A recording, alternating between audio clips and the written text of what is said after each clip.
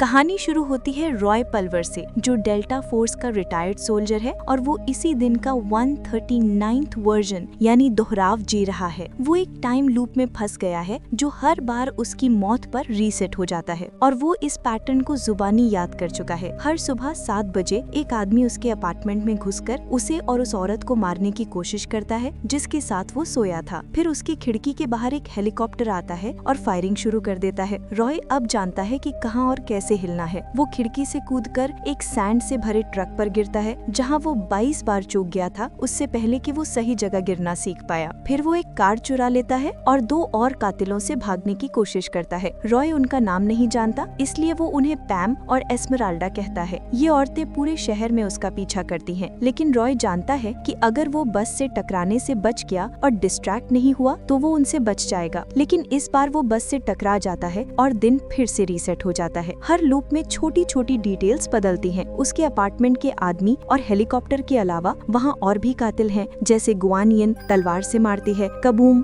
Bomb लगाता है, smiley उसको एक लैंस मारकर ट्रक से बांध देता है, जर्मन ट्विंस और रॉय नंबर 2 जो बिल्कुल उसके जैसा दिखता है। कभी वो इनमें से कुछ को मारने में कामयाब हो जाता है, लेकिन आखिर में कोई और उसे ढूंढकर मार देता है। रॉय को लगता है कि उसकी एक्स वाइफ जेमा वेल्स ही इस सब का जवाब है, लेकिन जब वो उसके ऑफिस कॉल करता है तो उसके boss colonel Clive Venter phone उठाते हैं और बताते हैं कि वो एक एक्सीडेंट में मर चुकी है। रॉय को यकीन है कि वेंटर ने उसे मारा है, लेकिन वो कभी इतना लंबा जिंदा नहीं रह पाता कि सच जान सके। जिन दिनों वो बस और पैम से बच निकलता है, रॉय जेक के डाइनर पहुंचता है जहां उसे जल्दी से बार पर सीट लेनी होती है, वरना आखिरी स्पॉट डाई फैंग ले लेता है जो एक वर्ल्ड चैंपियन स्वॉर्ड मास्टर है। रॉय शराब पीने लगता है जबकि पास बैठा डेव उसे कंस्पिरेसी थ्योरीज और इंटरनल सिक्योरिटी के बारे में बताता है। ठीक 12:47 पर कातिल उसे डाइनर में ढूंढकर मार देते हैं। रॉय इस पॉइंट से कभी आगे नहीं निकल पाया। जब वो एक बार फिर सब कातिलों से मार दिया जाता है, रॉय को टाइम लूप शुरू होने से पहला दिन याद आता है। वो अपनी एक्स वाइफ जेमा वेल्स के वर्क प्लेस डाइनर लैबोरेटरीज गया था क्योंकि उसने उसे मैसेज किया था कि उसकी कंपनी हायर कर रही है, लेकिन जेमा उसके रिज्यूमे या उससे मिलने में ज्यादा इंटरेस्टेड नहीं थी। वो बस रॉय का मेजरमेंट और उसके बालों का सैंपल ले रही थी जिससे खून निकल आया। जबकि वेंटर और उसका बॉडीगार्ड ब्रेड सिक्योरिटी कैमरास से उन्हें देख रहे थे। रॉय जेमा से उस अजीब मशीन के बारे में पूछता है जिस पर वो काम कर रही थी। जेमा दावा करती है कि वो वक्त और स्पेस को खत्म कर सकती है और अगर ठीक से इस्तेमाल न किया गया तो पूरी दुनिया को तबाह कर सकती है। रॉय उसके बेटे जो की बात भी करता है जो उसे सिर्फ फैमिली फ्रेंड समझता है। रॉय जेमा से मिन्नत करता है कि वो उसे टूटने के बाद मान ले कि उसने काम चुना, लेकिन वो उसे अपने बेटे की जिंदगी में शामिल होने का मौका दे। ब्रेट बीच में आता है लेकिन जेमा उसे भेज देती है। रॉय के जाने से पहले जेमा उसे एक बर्थडे प्रेजेंट देती है जो उसके लिए बहुत जरूरी था और उसे ओसाइरस याद रखने को कहती है। इसी दौरान वेंटर को गुस्सा आता है कि रॉय ने उसके एक्सपेरिमेंट्स देख लिए। वो ब्रेट को हुक्म देता है कि उसे मारा जाए और वो रैंडम लोगों को हायर करे ताकि कोई उनका पीछा ना कर सके। रात को रॉय एक बार जाता है और एलिस जो डेंटल हाइजीनिस्ट है उसे पिक करता है। बार टेंडर उसे वार्न करता है कि वो अपनी एक्स वाइफ को नहीं भूल सकता। जब एलिस बाथरूम में होती है, जेमा का कॉल आता है। वो कहती है उसे बहुत बड़ी मदद चाहिए, लेकिन वेंटर उसकी लाइन काट देता है। रॉय जेमा की फिक्र करने के बजाय एलिस के साथ वापस अपने घर जाने का फैसला करता है। जब रॉय और एलिस मजे करते हैं, जेमा उस मशीन में रॉय का खून और बालों का सैंपल डाल देती है। वेंटर सिक्योरिटी कैमरा से ये देखकर उसे गद्दार समझता है और ब्रेट उसके पीछे भेजता है। ये रॉय की जिंदगी का आखिरी नॉर्मल दिन था, लेकिन अब जब उसे जेमा से हुई बात याद आई, उसे एहसास होता है कि उसने कभी बर्थडे प्रेजेंट चेक ही नहीं किया। वो प्रेजेंट खोलता है और उसमें ईसेट और ओसाइरस नाम की एक किताब मिलती है जिसके कवर पर जेमा का नोट था, वक्त किसी का इंतजार नहीं करता। किताब पढ़ते हुए वो कातिलों से बचने के सही स्टेप्स भूल जाता है और 2 बार मर जाता है। तीसरा बार वो किताब के साथ भागने में कामयाब होता है। जब वो हाईजैक कार में एक नया बटन ढूंढता है, वो कार बहुत तेज हो जाती है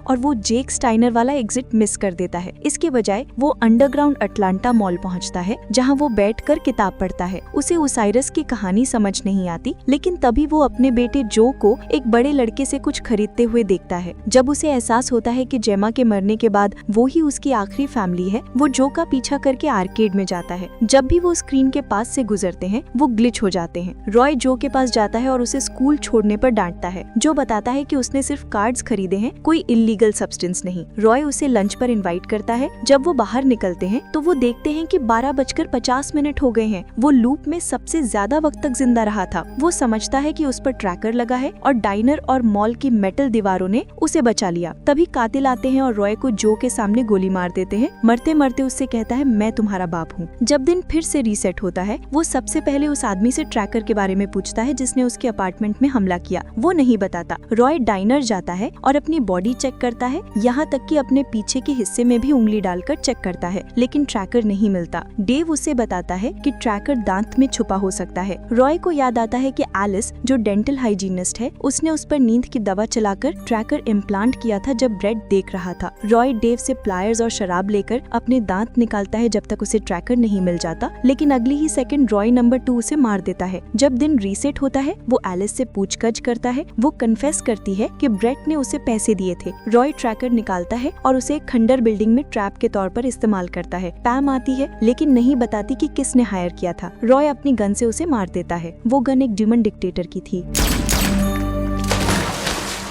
रॉय जेमा को बचाना चाहता है, लेकिन वो इतना वक्त पीछे नहीं जा सकता, इसलिए वो सिर्फ इंतकाम पर फोकस करता है। वो नई आजादी का फायदा उठाता है और सभी कातिलों को मार देता है। वो कबूम के फोन से ब्रेड को कॉल करता है और धमकी देता है। रॉय कार से लैब का दरवाजा तोड़ने की कोशिश करता है, लेकिन क्रैश हो जाता है और ब्रेड उसे गोली मार देता है। लूप्स की एक सीरीज शुरू होती है जहाँ वो अलग अलग तरह के प्लान्स ट्राई करता है। कार में बॉम्ब भेजना और रॉय नंबर 2 बनने का नाटक करना। उसकी आईडी चुराने से उसे अंदर एक्सेस मिल जाता है, लेकिन सिक्योरिटी कैमरा से बचने में बहुत वक्त लगता है। जब उसे हथियार छुपाने का रास्ता मिल जाता है तो ग्वानियन से लड़ना मुश्किल हो जाता है, जिसकी तलवारबाजी उसकी बंदूकों से ज्यादा अच्छी थी। कभी कभी वो तलवार के जख्मों से जल्दी नहीं मरता और वेंटर उसे ढूंढ लेता है, अपना लंबा घना स्पीच देता है और फिर मार देता है। एक ऐसी स्पीच के दौरान रॉय को प्रोजेक्ट का नाम पता चलता है, ओसाइरस स्पिंडल। वो समझता है कि वेंटर को पता नहीं है कि मशीन काम कर रही है और जेमा ने उसे जानबूझकर लूप में डाला है ताकि वो ओसाइरस बनकर वेंटर को रोक सके। जेमा के भरोसे से रॉय को ताकत मिलती है और वो नए प्लान के साथ लूप शुरू करता है। ट्रैकर निकालने के बाद वो डाई फैंग से तलवारबाजी सीखने को कहता है और वो मान जाती है। कई लूप्स तक वो ट्रेन करता है जब तक वो उसे हराना नहीं सीख जाता है। तलवार चलाकर वो ग्वानियन के सारे मूव्स रोक देता है, उसे छेड़ता है और फिर ग्वानियन की तलवार से उसे मार देता है। ब्रेट और वेंटर आते हैं, लेकिन रॉय ब्रेट के माथे में तलवार घोंप कर उसे तुरंत मार देता है। वेंटर से लड़ते हुए रॉय उसकी तलवार उसके हाथ में घोंप देता है और कहता है कि किसी को भी खुदा बनकर हिस्ट्री दोबारा नहीं लिखनी चाहिए। वेंटर गुस्से में कहता है कि ये बातें एक एब्सेंट फादर की तरफ से अच्छी नहीं लगती और जो खतरे में है का इशारा देता है। रॉय गुस्से में वेंटर को मार देता है और मॉल की तरफ जाता है, लेकिन वो देर हो चुका था। उसका बेटा जो मर चुका था और शायद ये कई लूप्स में हो चुका था। पुलिस उसे करीब नहीं आने देती जब वो जो की लाश देखने की कोशिश करता है। उफक पर एक तेज रोशनी आती है, दुनिया का अंजाम। रॉय समझता है कि जेमा उसकी मदद ना करने की वजह से मरी है और अब उसका बेटा भी इसमें शामिल हो गया है। दुनिया अगर खत्म होने ही वाली है तो कुछ करने का कोई फायदा नहीं है, इसलिए रॉय अगला लूप बिना किसी कोशिश के गुजारता है। कातिलों को उसे बार बार मारने देता है, लेकिन एक सुबह तशद्दुद उसे जगाता है और वो अपने वक्त का फायदा उठाने का फैसला करता है। वो मॉल जाता है और जो को पिक करके पूरा दिन साथ गुजारता है, वीडियो गेम्स खेलता है। हर लूप में वो यही करता है जब तक दुनिया खत्म नहीं हो जाती। वो जो को बताना चाहता है कि वो उसका बाप है, लेकिन डर से कहता नहीं है। लूप 249 के दौरान रॉय जेमा की बात करता है और जो बताता है कि सुबह जेमा ने कॉल किया था। रॉय शॉक हो जाता है और समझता है कि वो रात को नहीं सुबह मारी गई थी। अगला दिन रीसेट करने के बाद वो लेबोरेटरी जाता है और वेंटर और ब्रेट को गोली मारकर सवाल करता है। ब्रेट इकरार करता है कि जेमा ने ओसाइरस स्पिंडल को सैबोटाज किया था और वो चेन रिएक्शन कंट्रोल नहीं कर पा रहे हैं। वेंटर को एहसास होता है कि रॉय ही वो मिसिंग मास है जिसे जेमा ने मशीन के अंदर डाला था। रॉय को पता चलता है कि जेमा की मौत ठीक 14 मिनट बाद होगी। खुद को गोली मारकर दिन रीसेट करने के बाद रॉय के पास सिर्फ 14 मिनट है जेमा को बचाने के लिए। वो हेलीकॉप्टर में चढ़ जाता है, पायलट को धमकी देता है और डायनाओ भागता है। असैसिन्स को मारकर वो जेमा की लैब तक पहुंचता है जहां ब्रेट उस पर हमला कर रहा था। रॉय दोनों ब्रेट और वेंटर को मार देता है और जेमा से मिलता है। जेमा पूछती है कि उसे कितनी बार कोशिश करनी पड़ी और रॉय झूठ बोलता है कि सिर्फ एक बार। जेमा समझ जाती है और उसे कहती है कि स्पिंडल को सिर्फ रीसेट किया जा सकता है। उसने रॉय के डीएनए से मिसिंग मास को मैच किया था और अगर रॉय मशीन में दाखिल हो जाए तो टाइम नॉर्मल हो जाएगा। लेकिन वो पुख्ता नहीं थी कि रॉय जिंदा बचेगा या नहीं। रॉय सोचता है कि उसने काफी इंटेल जमा कर लिया है, वो जेमा और जो दोनों को बचा सकेगा। जेमा को किस करने के बाद रॉय ओसाइरिस स्पिंडल में दाखिल हो जाता है, उम्मीद करता हुआ कि टाइम आखिरी बार रीसेट हो जाए। मूवी जेमा के साथ खत्म होती है, जो इस बार रॉय से पहले जागती है। मेक श्योर करें कि आप सब्सक्राइब करें और नोटिफिकेशंस ऑन कर लें ताकि आप इस तरह की और वीडियोस देख सकें। देखने के लिए शुक्रिया।